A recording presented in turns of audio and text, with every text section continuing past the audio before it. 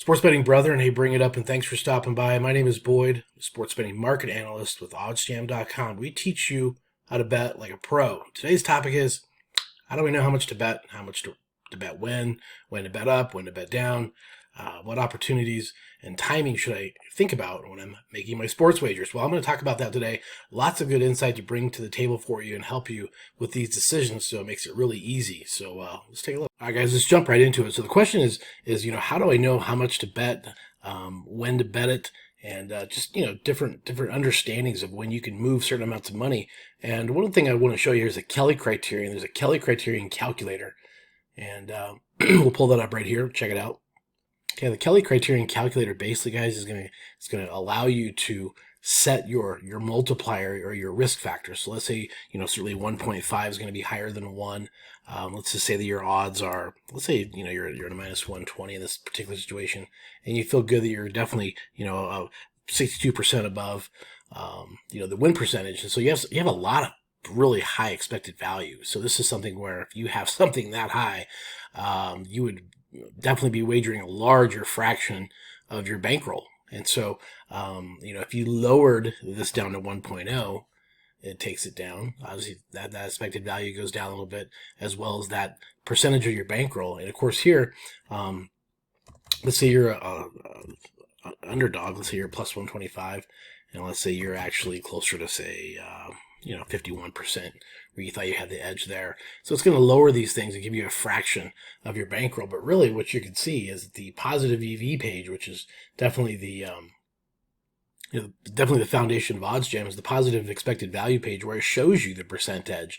And in your settings, you can put, based on a particular budget, on a particular number, your risk factor, your parameters, what you want to search for in these settings. And so you can see here, this is a 3.675% edge on this player strikeout. So you have Logan Allen under 4.5, gives you the sports book. So you can pick these up at Bet365 and also MGM.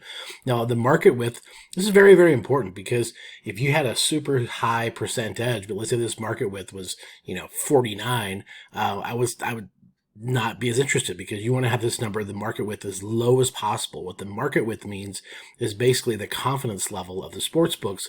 They're closest to the market price. They're close to the pin, right? So the bigger this number is, the higher this number is, the further away in a confidence level that they really are at market price. And so what you want to see in these player prop type bets is at least 30 and below. And you can actually do that in the filters. You can set this in the settings and the filters to have anything, 30 and under pop up. Anything above 30, you can let that go. So again, you can put this into the calculations of that Kelly Criterion to show you the bet size based on the budget that you put in. And it'll give you the explanation. Here's your percent edge in the markets. You open this up, your market width is good. It's at 16. So this Virginia over 17.5 is a good bet at this number. Here's your sports books. It's an outlying price based on these other sports books pricing. And so again, that's a nice fit. That's a good bet. So that's how you would kind of help simplify the process of how much to bet, when to bet up, when to bet down. If you're using the math and use the numbers and stay in a nice discipline, it really just, sets it out for you and prohibits you from having to make decisions or choices that are mathematically best for your particular situation. So use this Kelly Criterion, use the positive EV page, and use that market width to really keep yourself in bounds.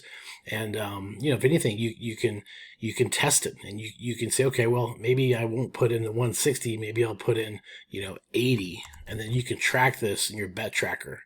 And you can keep track of the notes and say, hey, here was the situation, here was the time.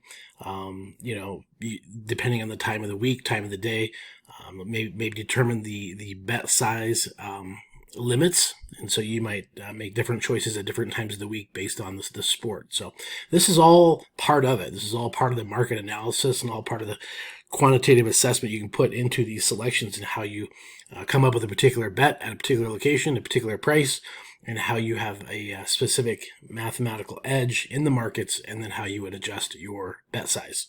Hopefully this helps. All right, guys, there you go. There's Kelly Criterion, and also, the tips on how to stay within your bounds as far as betting unit size, betting amounts, strategies and timing and everything. Just let the math and let all the betting tools do it for you at OddsJam. Of course, OddsJam has a free 7-day trial set up for you. If you haven't used all the data-driven information that you see you can get there, please use that 7 days. And once you decide it's for you, use Boyd20, BOYD20 on the promo code when you get signed up. That's going to save you 20% off your first 2 months, and use that during the football season to make a lot of extra money. You're welcome. Let's go make some mathematical money.